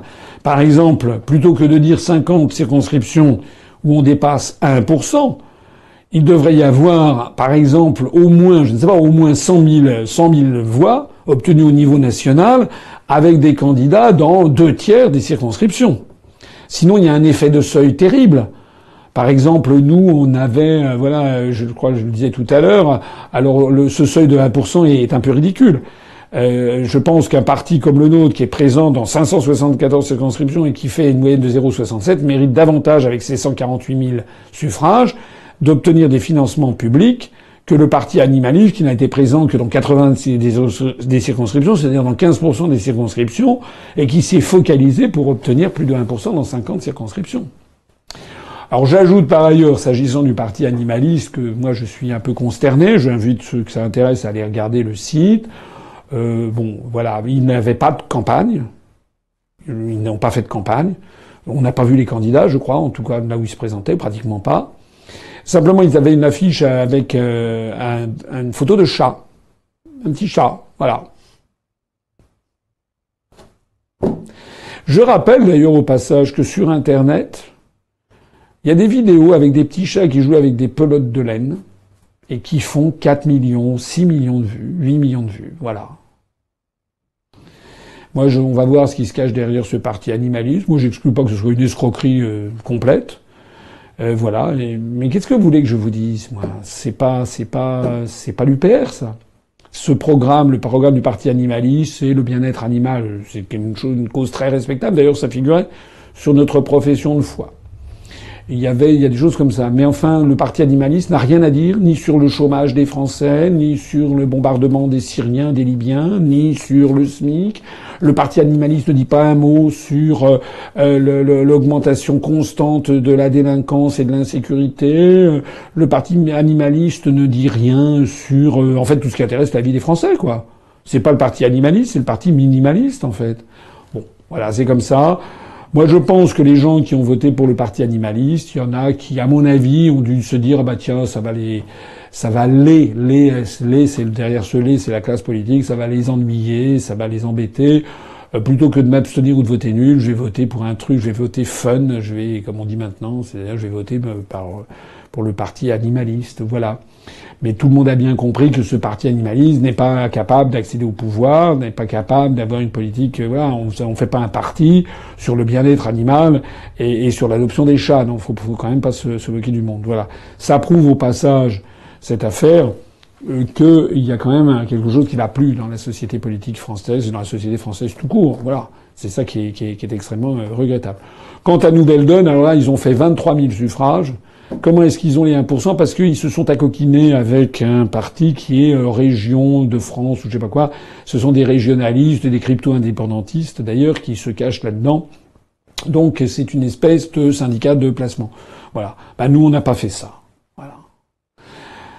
Moi je préfère que nous ayons un manque à gagner de 210 000 euros d'argent public par an, mais que nous soyons droits et ferme dans nos convictions, que nous n'ayons pas fait d'alliance honteuse avec des partis indépendantistes ou des partis je sais pas quoi, ou des partis ultra-européistes, ou je préfère certains, je connais un de nos cadres à l'UPR qui a dit on aurait dû faire une affiche en mettant un petit chaton comme ça, voilà, et j'aurais tenu dans mes bras. Bon, non. Voilà. C'est peut-être les limites de votre serviteur. Moi je considère que la France, elle est en train d'être détruite et qu'elle mérite mieux que ce genre d'ânerie. Et sur la scène européenne, François Asselineau, quelle est votre analyse des élections générales britanniques? Ah, bah nous voilà maintenant sortis de cette question des élections législatives en France pour passer aux élections législatives au Royaume-Uni. Alors, il y a un truc qui m'a quand même assez sidéré, mais que je trouve quand même extrêmement intéressant. C'est que Madame May, en effet, a raté son pari. Elle a procédé à une dissolution anticipée de la Chambre des communes, procédé à ce qu'au Royaume-Uni on appelle des élections générales. Elle anticipait sur la foi des sondages qu'elle aurait un raz-de-marée de députés du Parti conservateur. Et en fait, elle en a perdu quelques-uns parce que elle a fait moins que prévu. Donc tout ça dont acte. C'est vrai que sa situation, ça prouve d'ailleurs au passage que ça porte rarement ses fruits de dissoudre une Assemblée nationale. Regardez ce qui s'était passé en France, par exemple, en 1995 ou 97, pardon, lorsque Jacques Chirac avait dissous l'Assemblée nationale. C'était un petit peu le même type de raisonnement. Il avait là aussi raté son opération. Moi, à mon avis, il faut pas bousculer le calendrier électoral. Mais néanmoins, il y a quelque chose que je trouve assez extraordinaire dans ces élections britanniques. C'est le compte-rendu qui en a été fait en France. En France, quand vous voyez les articles qui ont été diffusés ou les médias qui ont été diffusés dans la presse, il était question d'un échec cinglant de Theresa May. Voilà. Dans d'autres médias, on nous parle d'un échec, quasiment catastrophique pour Theresa May. Dans un autre encore, on nous explique que Madame Theresa May, elle a raté des élections catastrophiques, etc., etc. Bon. Alors, il faut quand même revenir aux chiffres. Madame Theresa May, elle a obtenu 42,4% des suffrages. C'est-à-dire, la participation, l'abstention, a été de 31,3. Retenez bien ces chiffres. Madame Theresa May est arrivée en tête. Elle a obtenu 42,4% des suffrages. L'abstention a été de 31,3. Maintenant, on compare avec ce qui s'est passé en France. Le mouvement En Marche de M. Macron, qui a été présenté par la même presse comme ayant bénéficié d'un raz-de-marée, le mouvement En Marche, au premier tour, a obtenu 32,4% des suffrages, c'est-à-dire 10 points de moins que Madame Theresa May. Quant à l'abstention, j'en ai parlé tout à l'heure, elle a fait 51,3, c'est-à-dire 20 points de plus qu'au Royaume-Uni. C'est-à-dire que les résultats de M. Macron sont très mauvais par rapport à ceux de Mme Theresa May, objectivement. La presse française, dans un cas, nous présente échec cinglant de Mme Theresa May, apocalyptique, et nous présente, dans l'autre cas, M. Macron comme étant raz-de-marée, victoire d'un seul homme de M. Macron, etc. Voilà ce qu'est la presse française. C'est un scandale. C'est un scandale de mauvaise foi, de propagande éhontée en faveur du candidat des milliardaires. Alors, pour le reste, Madame Theresa May, effectivement, le problème qu'il y a en Angleterre, au Royaume-Uni, c'est que c'est un scrutin uninominal majoritaire à un tour, et non pas à 2 tours comme en France. Ça veut dire, c'est un scrutin uninominal, pas majoritaire, excusez-moi, c'est un scrutin uninominal à un tour. Ça veut dire qu'au Royaume-Uni, c'est le candidat qui arrive en tête qui empoche la circonscription. Voilà. C'est aussi simple que ça. Même s'il fait 40%, si le suivant fait 39%, c'est le candidat qui arrive en tête qui empoche la circonscription. Bon. Donc, il n'y a qu'un seul tour. Voilà, c'est le système tel qu'il existe au Royaume-Uni. Je signale d'ailleurs que Mme Theresa May, le Parti conservateur, avec les 42,4, a augmenté de 5,5 points le nombre de 5,5 points le nombre de ses électeurs par rapport aux dernières élections. Donc on ne peut pas parler d'un échec cinglant. La participation est élevée, l'abstention est faible par rapport à nous, à 31,3. Ce parti conservateur a fait 5,5 points de plus. Elle avait fait 36,9. Elle passe, je crois, à 42,4. C'est ça, ça doit faire, ça fait le décalage. Voilà. Alors, c'est vrai que elle perd quelques députés, donc du coup, elle a été obligée de faire alliance avec d'autres. Ce qui est vrai aussi, c'est que le Parti travailliste a grimpé de 9 points. Le parti de Jeremy Corbyn. Mais les électeurs qui ont voté pour Jeremy Corbyn l'ont fait sur des questions sociales, c'est-à-dire qu'ils veulent une augmentation des salaires. Madame Theresa May avait fait des déclarations qui ont été mal perçues sur la question des héritages, où il s'agissait notamment de prélever des héritages sur la fiscalité de l'héritage au Royaume-Uni. Donc c'est des questions internes qui n'ont d'ailleurs absolument rien à voir avec la question du Brexit. Il y a même encore mieux, c'est que le parti qui était le plus favorable au Brexit, c'est le plus favorable à l'Union européenne, pardon, le parti libéral a perdu 0,4 points. Et le parti indépendantiste écossais, qui était ultra-européiste et qui voulait un nouveau référendum sur l'indépendance de l'Écosse, s'est pris une gifle, puisque non seulement il a perdu je sais plus combien de points, mais qu'il a perdu, il est passé de 56 députés à 31. Il a perdu 25, il a perdu près de la moitié de ses députés. Ce qui signifie, en définitive, que Madame Theresa May a été, en effet, elle a raté son pari, elle a été un peu fragilisée, mais pour des questions de politique intérieure, mais absolument pas pour la question du Brexit. Bien au contraire. On voit au contraire qu'il y a eu plus d'électeurs qui ont voté pour elle. Alors il y en a un qui s'est effondré, c'est le UKIP, mais ça c'est normal puisque le Brexit ayant été voté, le parti de Nigel Farage maintenant, elle n'intéresse plus beaucoup les électeurs parce que son objectif a été atteint. Retour en France, quelles sont les dernières nouvelles du gouvernement ? Les dernières nouvelles du gouvernement aujourd'hui, donc nous sommes mardi 13 juin. On apprend qu'il y a un nouveau scandale concernant M. Richard Ferrand, le ministre de la Cohésion du Territoire, qui vient d'être sorti voilà, je ne sais pas ce qui va en être. En attendant, M. Ferrand a quand même un ballottage favorable, donc il va peut-être être élu député. Ça veut donc dire que si les électeurs votent pour ce monsieur, il ne faudra plus ensuite qu'ils se plaignent d'avoir des affairistes au gouvernement. Là, ce qui est important quand même, ce sont les déclarations qui ont été faites. Il y a deux types de déclarations au cours des jours récents. Il y a eu les déclarations de Madame Sylvie Goulard, ministre des Armées. J'ai déjà expliqué ce que je pensais de l'intitulé du ministère des Armées, mais Madame Goulard, elle a fait des déclarations assez tonitruantes. La première, elle a expliqué que la promesse faite par Macron de porter à 2% du produit intérieur brut le budget du ministère des Armées hors pension ne serait pas tenu. Déjà, la première promesse annoncée, le gouvernement commence à peine que déjà on annonce que les promesses faites ne seront pas tenues. La deuxième, qui est encore plus scandaleuse, c'est que Madame Goulard a dit qu'il fallait arrêter, en gros, que le ministère français de la Défense, parce que je préfère l'appeler le ministère de la Défense, achète français. Voilà. Elle considère que c'est très très bien si le ministère français de la Défense achète des produits américains ou des produits allemands. Ce qui signifie d'une part qu'elle contribue à enterrer l'industrie militaire française, qui est quand même un des fleurons, notamment à l'exportation. Mais ça veut dire d'autre part qu'elle se met pieds et poings liés dans la main des Américains ou des fournisseurs étrangers. Parce que si, pour acheter vos armes, vous avez recours à des fournisseurs étrangers, vous avez intérêt à filer doux avec ces fournisseurs étrangers-là. Sinon, ils vous couperont la vente de pièces détachées. Madame Goulard témoigne encore une fois que cette femme déteste, en fait, son propre pays. C'est ça. C'est une femme qui déteste la France. C'est une femme qui ne jure que... C'est une ultra européiste. C'est une nationaliste européiste qui nous entraîne à la guerre.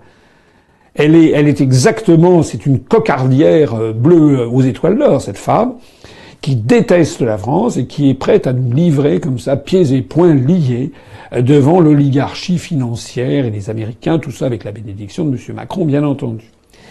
Et puis il y a une autre déclaration qui vient, alors cette fois-ci du Premier ministre, aujourd'hui, M. Édouard Philippe, qui a fait savoir qu'il attendait dans les jours qui viennent un rapport de la Cour des comptes sur l'exécution budgétaire pour 2017, mais que, d'après ce qu'il pensait, c'est que, en fait, la France n'arriverait pas à tenir les engagements de réduction du déficit budgétaire pris vis-à-vis de Bruxelles. La France avait prévu de diminuer à 2,7% de déficit budgétaire le budget de 2017. Et monsieur Édouard Philippe nous dit oui, mais c'est pas de notre faute, c'est la faute des précédents. Ils avaient fait des mesures électoralistes qui vont nous coûter beaucoup d'argent. Au passage, je rappelle quand même que dans le gouvernement précédent, même s'il avait pris la poudre d'escampette depuis un peu plus d'1 an, il y avait quand même l'inénarrable Macron qui avait quand même été ministre de l'économie. Bon, Monsieur Philippe n'a pas osé sans doute mettre en cause la gestion de Monsieur Macron au ministère de l'économie, dans le fait que la France ne va pas réduire comme prévu le déficit budgétaire. Donc ça veut dire quoi? Ça veut dire que probablement le déficit budgétaire pour 2017, pour la énième fois, va dépasser les 3%. Et ça veut dire que, selon toute probabilité, c'est d'ailleurs ce que j'avais annoncé pendant la campagne électorale, eh bien le gouvernement, pour la N+1e fois, va prendre des mesures de très grande sévérité budgétaire. Voilà. Selon toujours ce raisonnement stupide qui est que pour diminuer le déficit budgétaire, il faut diminuer les dépenses de l'État. J'ai déjà expliqué que ça paraît intuitif, mais c'est justement une erreur. C'est que si on diminue les dépenses de l'État en période de récession, les recettes de l'État, qui dépendent de la fiscalité et donc de l'activité économique soutenue ou non par l'État, les recettes dégringolent encore plus vite. Voilà. Donc on est lancé dans la poursuite de la même politique. Depuis M. Juppé, c'est d'ailleurs normal, puisqu'Édouard Philippe était l'âme damnée d'Alain Juppé, ne l'oublions pas, cette politique que nous menons depuis 1995. Donc ce qui est au programme, c'est l'application des grandes orientations des politiques économiques, c'est les oukases de la Banque centrale européenne et de la Commission européenne, c'est la poursuite de la même politique que nous allons avoir lorsque toutes les flonflons des élections vont s'être éteints. Les Français vont partir en vacances, vont pouvoir faire quelques barbecues en famille à la campagne. Et puis rendez-vous au mois de septembre, ils découvriront qu'entre-temps, le droit du travail a été saccagé et que des mesures très sévères en matière budgétaire ont été prises, et notamment augmentation, non peut-être pas de la TVA, mais de la CSG, ce qui revient exactement au même, ponction sur les petits salaires, diminution du nombre de fonctionnaires, désorganisation des services de l'État, etc., etc. Voilà ce qui est au programme de En Marche. C'est pas En Marche avant, c'est En Marche arrière. Eh bien voilà, cet entretien d'actualité arrive à son terme. Votre conclusion, Monsieur Asselineau? Conclusion très brève, parce que j'ai été très long, mais il y avait matière. J'ai tenu, comme vous l'avez vu, à répondre à, je crois, la plupart de toutes les critiques qui ont été formulées suite aux résultats des élections législatives. Je m'adresse ici à toutes celles et à tous ceux d'entre vous qui suivez l'UPR. Bien sûr que c'est des moments qui sont difficiles. Voilà, on est triste. On aurait aimé faire de meilleurs résultats. On aurait aimé notamment que les gens qui avaient voté pour moi à la présidentielle votent pour moi aux législatives. Encore aurait-il fallu qu'ils sachent que nous étions présents. N'oubliez jamais ça. Moi, j'étais candidat à l'élection législative, dans la 10e circonscription de la Seine-Saint-Denis. J'ai pas parlé de moi. J'ai fait le meilleur résultat, évidemment. J'ai fait de nos candidats, j'ai fait 2,82% dans une circonscription où j'avais fait 2,02 un mois avant à la présidentielle. Et dans la ville d'Aulnay-sous-Bois, j'ai tangenté les 4% des suffrages. Mais j'aurais aimé moi-même faire un meilleur score parce que j'étais quand même très très très bien accueilli. Il faut de la persévérance en toute chose.